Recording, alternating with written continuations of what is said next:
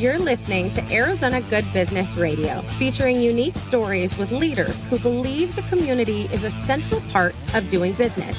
Join us on the journeys of entrepreneurs, local businesses, and champions of Arizona who believe working together, we can build stronger communities. Arizona Good Business Radio, featuring leaders in the Arizona business community working to build a lasting impact throughout our state through doing good business. I'm your host once again, Thomas Barr, VP of Business Development at Local First Arizona. If you've never heard of us before, we are a statewide organization and advocate for and celebrate locally owned businesses. We're actually the largest local business coalition in North America, providing resources to thousands of small businesses while raising awareness of the benefits of building a strong local economy. I am thrilled to have two amazing people here today that I've been trying to get in the studio for a while. We finally made it happen. They're here all decked out, like branded and everything. I love it. Andrew, the co-founder and program director, and Whitney, the co-founder and executive director of the Bambi Fund. Thank you for being here today. Thank you so much for having us, Thomas. We're super excited about it. Absolutely. So let's get started by just learning, what is the Bambi Fund? Sure. So the Bambi Fund is a nonprofit organization that Andrew and I founded about a year and a half ago now. Our mission is to provide funded opportunities for learning, growing, and exploration, and specifically for people from historically excluded communities.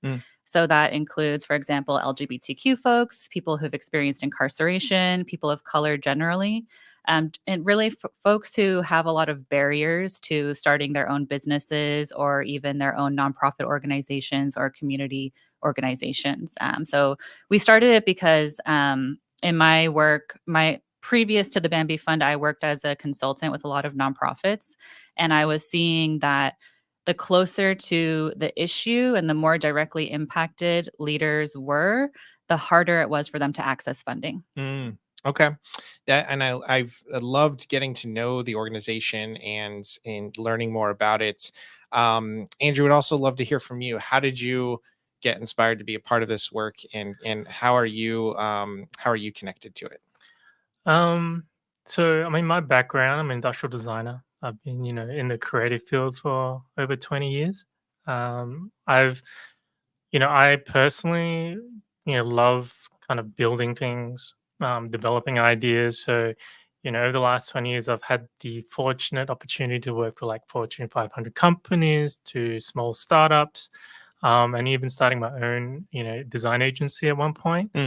And so, when Whitney and I were talking, we're talking about, how entrepreneurship can, really provide opportunities that, some groups don't have, maybe easy access to, especially when it comes to, people re-entering, for example. There's many barriers, once they re-enter into either getting jobs, or if they do get a job, they tend to be, underpaid. And so, with kind of my interest, I kind of thought it was a good opportunity to kind of take my skills and experience and, try and use them for something positive. I think that's, and, and having the experience when you work with someone with an idea and how, seeing how they're excited when they kind of discover that thing that they want to do, really kind of makes me excited, because I know it's difficult when you want to build something, especially when you are doing it by yourself. And I'm a person who really likes to work with people. And again, in this opportunity with the Bambi Fund, I can hopefully help some people take that idea and actually turn it into something tangible and positive for them. Wonderful. Well, thank you for sharing. And Whitney, you mentioned, just a year and a half. So was this something that you've been thinking about for a very long time? Was there something specific that inspired you to say, hey, it's time to do this? Was it fresh and you just jumped right into it? Tell us a little bit about that. I think I've always imagined I would start a nonprofit organization since I was a teenager. It's always been kind of my field, my passion to create something positive in the world. And most of my career, I've worked for different nonprofit organizations. And I guess the Bambi Fund really came about just in conversation with Andrew. I think one thing that he always says that we often talk about with our cohort members, with our programming with the Bambi Fund, is that it's really hard to do something by yourself. Mhm. And I think I never maybe felt like I was ready to start a nonprofit, or I didn't know when I would be ready. I'm kind of the person who likes to do a lot of research and feel like I know enough to now be able to start something. Yeah. But I think coming up with the concept of the Bambi Fund in partnership with Andrew was one of the things that was able to like kind of push me and make me feel like confident enough that we could try it. Yeah. And I think his expertise is very different from my expertise. So the combination of the two, having his entrepreneurship background, his like ideation background, design background, coupled with kind of my nonprofit background and Yeah. community service background, really makes for a strong like duo Yeah. to start something. So it's definitely been, a very challenging and learning experience for both of us in different ways. Yeah. I'm having to learn a lot about business and things that I really never had too much of a passion for. I'm not like a numbers person. Mhm. Math, I've always like math is not my strong suit. This is just not my thing. So, Andrew really leads that part of our work, whereas I kind of lead the more community aspect and the kind of nonprofit management aspect. Cool. Those are very complementary skill sets. You two are very lucky to have each other. That's great. I want to call out, Andrew, your Hustle House branding t-shirt that you have. So Bambi Fund's the organization and the Hustle House is the program, as I understand it. Can you explain a little bit about the two and what the difference is? So the Hustle House is currently our main program that the Bambi Fund offers. It's an entrepreneurship program for formerly incarcerated community members, and it's a 4-year or 4-part program where this year, we're working with a cohort of 6 small businesses that are owned and operated by people who are formerly incarcerated or justice impacted. And over the next coming years, we're going to kind of expand this program next year into in-prison entrepreneurship program, whereby people who are coming out, say within a year, will then have the opportunity to join or enter into our transition house. Wow. And the idea being is we want to use entrepreneurship as a platform for reentry. So when they enter our transition house, they will first, just get the support they need, address any legal or, get them any issues, get them stable. And then we provide the opportunity to go into the third part of our program, which is like an incubator. So during the in-prison programming, they have a chance to learn about entrepreneurship, explore themselves, think about ideas. And then once they go through the transition house into the incubation, let's call it a house, they can, in a sense, go back and then have the opportunity to explore, the idea of starting a business. And it doesn't mean that they have to start a business, but we just want to give people the space to say, do you have a passion? Do you have a skill? How do we develop it? And experiment. Can it be something that they can turn into, potentially a business? And for the ones, who, identify an area or they get excited and maybe through a few experiments, a few focus groups, or even just a soft launch, if we see potential, then they go into the kind of the last part of our program where we support them in the growth of their business. So through this whole process, our goal is to provide education, support, funding, but I think primary focus is really to provide some freedom to experiment, not just experiment about their business, but also about themselves, because they may not have had the opportunity to be like, what do you want to do? Where's your passion? If you want to learn something, let's go learn it. See if you're good at it. Maybe you're great at it and we can turns into something more. So that's kind of, I guess a short overview. Yeah, no, that's great. And so a very simple question. Why start with formerly incarcerated? Why is that so important to both of you? Well, for me, my kind of primary passion area when it comes to nonprofit and social justice work is racial justice, and mass incarceration is a huge component of that to me. Um, I could talk about this topic for a very long time, so I will just kind Another of, podcast. yeah, I'll We're just going to help kind you of, start your own after this. Yeah. yeah, I would love to. Arizona is I believe, the fourth highest incarcerator in the US. Mhm. And the rate of incarceration in Arizona is higher than any developed country in the world. Right. So at any given moment, there's approximately 130,000 people in our state who are either behind bars or they're under community supervision, which means like they have a parole officer, or maybe Sure. they're wearing an ankle monitor, et cetera. And a lot of these folks, the majority of these folks are inside or are under surveillance because of nonviolent offenses. Mm. And a lot of things that even have, now become no longer criminal activity. So for example, weed crimes. Prior to recreational marijuana becoming legal in our state. So it's a huge issue. There's so many people impacted by this. Many of them are people of color. We know that mass incarceration disproportionately impacts people of color and LGBTQ folks, especially trans folks. So that's some of the reasons why it's so important to me. And I think when you think about those numbers and you think about the extent of the impact, these are a huge portion of our population in our state Mhm. who are when they come out of prison, if they're fortunate enough to be able to come out of prison, because many folks in Arizona also have stacked charges, so they end up for having years and years and years, decades of prison time. Again, I'll talk about this forever, so Sure. let me Yeah. get back to the point. These folks need resources. Mhm. When a lot of times when you are released from prison, you're not given any resources. You could just be left at a bus stop Mhm. with nothing, maybe with the belongings that you arrived to prison with, which could be like a few dollars that was in your pocket, maybe a phone that doesn't work, or depending how long it was, maybe not just really very little resources. Yeah. And we know obviously there's a lot of discrimination against people who have criminal records when it comes to job opportunities.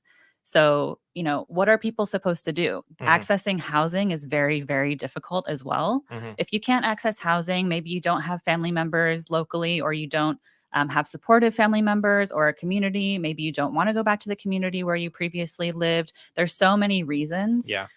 so many barriers that stop folks from being able to thrive or even just survive Mhm. when they come out of prison. So that's why it's really important for me that we work with these folks and try to do what we can to support them. And these are human beings. I think in our society, people who have been to prison are really dehumanized through the media and through language, through media portrayals. It's just, but when you actually meet folks and you get to know people, like, these are human beings. Like, Mhm. they're just like anyone in your community. You could be talking to someone and having a great conversation and not realize they've been impacted by incarceration, because that's how prevalent it is in Arizona and in the US. Mhm. And the folks in our cohort, they're all like amazing humans. We had, I think, around 40 applicants to the program. We could Wow. only admit 6 due to the funding we currently have access to. And they're all like incredible people. Yeah. They have families. They, have marriages, children. They have passions, hobbies, interests. Like, it's just, everyone deserves a chance. And in our society, folks who are released from prison are not given a fair chance. So Mhm. we're trying to change that in the small way that we can. Well, thank you for what you're doing. You're breathing the passion that you have for the work. And we're just so grateful to have you in our community. And if I look at it from just a community development lens, just as somebody who cares about the place that I live, wouldn't we want the people that are reentering, the society that we exist in outside of prison to have those opportunities to operate good businesses, to have good jobs, to have the income, and not, have to re-enter prison potentially, or just not be able to function themselves, right? We should want everyone to have the opportunity to do so. Um, So I'd love to hear about them. We have our first cohorts. Tell us about some of the businesses that you're working with now. Andrew, let's hear from you. Well, okay, so we have 6 businesses. 5 of them are in Phoenix. Actually, one of them is in Douglas, Arizona. Mm. So that's quite nice. So we have Michael, who owns and operates Al's Pool, a pool service down in Douglas, Arizona. I think that's the only pool service in Douglas, right? Yeah. Yeah. So it is. I didn't know there were so many pools in Douglas, but there are. So it's always you always learn something new. Yeah. We have 2 lawn care businesses that we're working with. One is Salgado Lawn Services, owned and operated by Ruben. We have Desert Vibe Landscaping, which is owned and operated by Israel, and they're both Ruben's in the Phoenix area and Israel's in West Valley. West Valley. And then we have Monica. She offers threading and beauty services. Her new brand is Brows for All. Love it. And she's going to start operating in the Phoenix area as well. And then we have Brian. So Brian is owner and operator of Cutting Up Barbershop. And we're currently working with him to find a space to relaunch his barber business. Brian's the one with the big personality, right? Yes. Brian's great. He himself has a nonprofit, so he is also very community minded, as well as wanting to build his own business. And I think at some point, he wants to bring them together because he also works with, or in the past, he has worked with a lot of people re-entering, who have learned some barbering skills in prison, and then and previously when he owned these businesses, he had I think a the traineeship programs and things like that. And then Rodney, right? And then we have Rodney. Sorry. That's okay. Sorry, Rodney. No. So Rodney, you're going off no notes and rattled them all off. I'm impressed. So Rodney, he's in the food business. You may know him actually. Yeah. He owns and operates Grow Space. He's great. He has been, working on his catering business and doing education and workshops. Cool. And actually, we're quite excited because this Sunday we're holding a focus group for his meal prep business. Cool. So one of the things that we aim to do, and Rodney's a good example, is when we were talking to him about his business and what opportunities he has, or ideas that he have, we kind of landed on the idea of, say, healthy vegan meal prep for people at work. So, often when you go to work, some people don't prep lunch. Maybe they just think about lunch at the last minute. And so, we talked about the idea of, having, access, maybe 1 or 2 days a week, you have a freshly prepped, healthy lunch that you can pre-order and they'll be delivered on the day. And, then you can, reheat or microwave and, eat.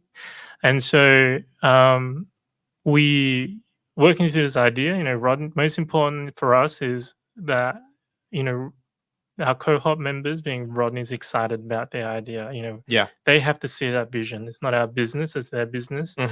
And so he got excited, and that's what we've been working on the last couple of weeks, is to, prep everything from packaging to, getting his recipes kind of optimized and, allowing that first opportunity to say, with this focus group, to get feedback. That's great. And I think that's something that is really important and often difficult for new businesses because it costs money and it costs time. Yeah. And so, through our program and through our funding and partners, we're able to say, okay, let's test this idea. Yeah. Well, I think what you're doing is so great too, because I know you invited me and I'm unable to go and I'm so sad, but you are the resource that's pulling together thoughtful people that will give thoughtful feedback, right? And I see a lot of entrepreneurs just in general they're starting out and maybe it's a chocolate business or something like that, and they're giving it to their family and friends. And that's actually like not the best group to give you feedback. And so this is really cool. I thought what you're doing is really thoughtful, because he's going to be able to test out his product, test out what he's doing with a really thoughtful group of people to provide Yep. feedback to guide him to his next steps. And so I think what you're doing is great. And what you didn't mention is that that's happening right here at Max 6 where we're That's recording, true. which is really cool, because I know that Rodney has a connection to Tiger Mountain Foundation as well. Yes. The owners of Max 6, really, really great business leaders. Years ago, must have been 2 or 3 years now. They were seeing some crimes happening in their around their business center here, and instead of taking a different approach to it, what they did is they said, why don't we partner with Tiger Mountain Foundation and build a community garden right here in our parking lot? And so there's all these different connections, and I love when they all come together. So No, that's and that's kind of important for any new business. mhm. It's first look around, what resources you have, what people you have, and that's that's where you have the greatest value initially. And with Rodney, he has a lot of resources. He works and manages the community garden, so it's. I wouldn't say it's easy, but obviously, when we look in his situation, he has a lot. We're just helping him trying to connect it, as you mentioned, all right? Yeah. Bring it together, and in this case, with a business idea that, potentially can even launch here at Max 6, Yeah. right? Or, Yeah. and I think that's always the nice thing is the feedback, and also, potentially the opportunity to begin small. Yeah. Yeah. Amazing. Well, I know that you're freshly into this first cohort, which is super exciting for both of you. I know. Whitney, could you update us on how things are going? What's next for the businesses? How long is this cohort? And really, what is the future of what you want to do? What is the vision? How many businesses do you think you will be serving in a year from now? Yeah, that's a lot of questions, It's but a I'll do lot. my I best. know. I know I rattled off a lot there. No, it's So good. start with wherever you want. So we launched the cohort, I believe it was in April. Okay. This cohort will be working with through the end of the year. So we started off with really like foundational things, workshops on business model canvas, things like that. We're currently in the process of doing a lot of brand development. Cool. So Andrew mentioned Monica's new brand is called Browse for All, which is a really awesome name that we all came up with together, because her target market is all genders and youth in particular. So, we wanted a brand that wasn't focused on women or femmes, which I'm really excited about. I think it's a really unique target audience. So we're doing a lot of work like that right now on kind of like brand names, logo development, website launches, things like that. Cool. So really focusing on the marketing component, since we've already kind of gone through the planning phases for the business structure. So for the rest of the year, we'll be focused on launching. Hopefully that will include launching Brian's new barbershop space, which we're also working on right now, trying to find the best deal for him, the best location. He used to run 4 barbershops in Phoenix before he was incarcerated. So we're trying to just get him back up on his feet. So post December, we'll have a graduation ceremony for our cohort members, and we'll continue working with them and being in touch with them. But that's when kind of the official cohort program will be ending. And then that's when we'll be launching in early 2025 our in-prison classes that Andrea mentioned. So that's when that kind of cycle will begin. We're looking at probably 6 months of classes in 2 different prisons in Maricopa County. And then from there, we will be selecting the handful of folks who will enter our reentry house. So when we go into the prisons, we'll be working with folks who have a release date coming up in 6 to 12 months, with the hope that we'll be able to identify, motivated folks who have a business idea that they really want to run with when they're released. So we're also working on some community development projects so that we can have a location ready for our reentry house, and also hopefully a spot for the hustle house where we can like hold all of our meetings and events and things like that. And we're also working on building out an affordable retail space for our cohort members Cool. or other folks who, are in need of affordable or free retail space, even if it's just on a pop-up basis, because that's something that's really challenging to find in Phoenix. Yeah. And it's a big barrier for folks who need a brick and mortar to run their business. So that's something we're working with a local community developer on right now. We're hoping to, or we'll be launching a community needs assessment later this year in southern part of downtown Phoenix, where we are working with the community developer to renovate a existing historic building into a few retail spaces. So that's kind of the main big things going on Heck yeah, let's do it. with the Hustle Let's House. go. We don't have too much on our plates. And then we're also with the Bambi Fund, so the Hustle House, as mentioned, is our key program right now, but we're also still working to run a LGBTQ healing program. So we actually had launched the Bambi Fund early last year with a full day healing event for LGBTQ folks in Phoenix that was completely free. We brought in two healers of color, non-binary healers of color from out of state to incubate their program and their dreams of being able to provide these services for free. And that's something we want to continue. So we've been looking for funding for a while to make that happen. And we're hoping this year to run an LGBTQ trans-focused family event day that will be kids-friendly and inclusive.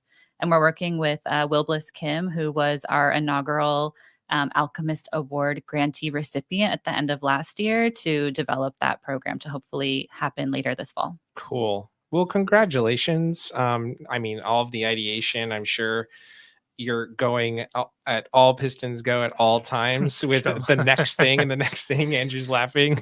Well, yeah, I mean, every time we do something, we learn, and there's always an insight. And I think it's difficult not to want to act on it. Things like the retail space with Brian's effort, he's having to look for 3-year leases, traditional retail space leases. And, so when we see that, we're like, oh, there's a problem. I mean, not everyone is willing or able to commit to the cost or the length of a lease when they're just starting out. And so it's kind of difficult to not want to keep trying to find solutions every time we learn something. I mean, that's probably, I wouldn't say it's not a bad thing. It's just something that really keeps our plate full, because every step and every opportunity that comes along, we're like, oh, this is great, or we could do this. And trying to bring it back and then actually put a plan in place, is always the big step. And then, we go from there. But we continue to learn. I mean, that's the biggest thing, is we as an organization are almost no different than many of the businesses. We're a startup. We put ourselves out there, and we try things. We will get things wrong. We will learn. We will work with new partners. We'll learn from others. We'll share. And we're also, I guess, experimenting in some form, right? On how to apply our experience, our background, our skill into these different programs and different communities. Yeah. Well, wonderful. Well, thank you both for everything that you're doing. We're proud to partner with you at Local First. I know we're going to be working on some supplemental workshops and different things like that for the businesses. So we're excited to work with them too. And, if people are listening now and they're inspired and they want to jump in and help and support in whatever format that looks like, how can they do that? Whether that's providing, maybe it's monetary donation to the organization. Do you have availability for that? Is there opportunity for mentorship or partnership in any way from our business community? How can people help out? Yeah, there are so many ways to support. Definitely check out our website, thebambifund.org, and our Instagram. We are definitely in need of financial contributions and partnerships. So if folks, have a particular expertise area or resource that they want to partner on with the Hustle House or our LGBTQ programming, we totally welcome that. And I would just say in general, like when it comes to the Hustle House, examine your own biases as a start. We all have them. Every single person has some type of implicit bias towards some type of community, whether it's formerly incarcerated folks or not. So I definitely invite folks to really look inwards examine your own judgments. And if you are a business owner or you're in a position where you're able to hire, returning community members, consider doing that. Like, try it out. You might be surprised at what you find, and people are really in need of that, welcoming environment and support. And definitely, on top of that, be on the lookout for all of our cohort members as they launch their new businesses and brands. Go get your haircut with Brian at Cutting Up Community. Order a vegan lunch from Rodney at Grow Space Go. Get your eyebrows started with Monica at Brows for All. We have 2 lawn care businesses if you have a lawn in Avondale and in Phoenix. You do. We know you do. So, we're having a lot of really cool services and brands coming up. So please follow us on Instagram at the Bambi Fund to keep updated on those so you can support them as they launch as well. Love it. Love it. Well, thank you. Thank you both for being here. And Andrew, I'm going to give you one small opportunity to plug, because you have so many hats. You talked about designer, nonprofit, all these things, and you're also a chef working out of the Local First Community Kitchen in Eastlake. Tell us about the business. Okay, well, yes. So last year I started the Hoo-Hoo's House of Dumplings, and I'm making gluten-free, vegan, vegetarian kind of Chinese dumplings. And it's been an amazing experience, hugely challenging. And I've been fortunate to be part of the Local First Restaurant Entrepreneurship Program, which really has given me, not just access to the kitchen, but freedom and time. Because as much as I'm ready to launch, something else comes about. Yeah. You keep learning and you keep experimenting. And what's interesting is it almost runs in parallel with the cohort members, because I've never started a business in the US. I've never started a food business. So I'm new to, so many things. And so I find it actually helpful because I learn and then I can share that learning. So, yeah. But yeah, I'm close to launching. Can't wait. I will be, I think, at the Fall Festival. Fantastic. I was just going to say. Organized by Local First Arizona. Yeah. So it's kind of scary, to be honest. Anytime you develop a product, one of the biggest barriers is like, am I ready? Am I ready? And trying to overcome the fear of that feedback. So that's why I'm really proud of Rodney. He's definitely putting himself out there. Yeah. And that's something that, I definitely will be working on as well in the next few months. So, but yeah, thank you for the opportunity to share that. Absolutely. Absolutely. Well, thank you both for being here. Thanks for all the work that you're doing in the community. If you're listening and you want to get connected to the Bambi Fund, please check our show notes or reach out to us at Local First. We're happy to share more information. But Andrew and Whitney, thanks so much for being here today. Thank you. We really appreciate it, Thomas. Thanks for the opportunity. You bet. We hope you listening were inspired today, listening to leaders working to leave a legacy in Arizona through doing good business. And we'd like to thank our sponsor, Phoenix Business Radio, for always hosting us, and all of our legacy partners at Local First for making this happen. This is Thomas Barr from Local First AZ, reminding you that if we want to build a better Arizona, we need to connect deeply with the local businesses that make us proud to call this place home. Thank you for listening to Arizona Good Business Radio with Local First Arizona, where entrepreneurs and local businesses come together to build stronger communities. We hope your business is inspired to take part in building a better Arizona.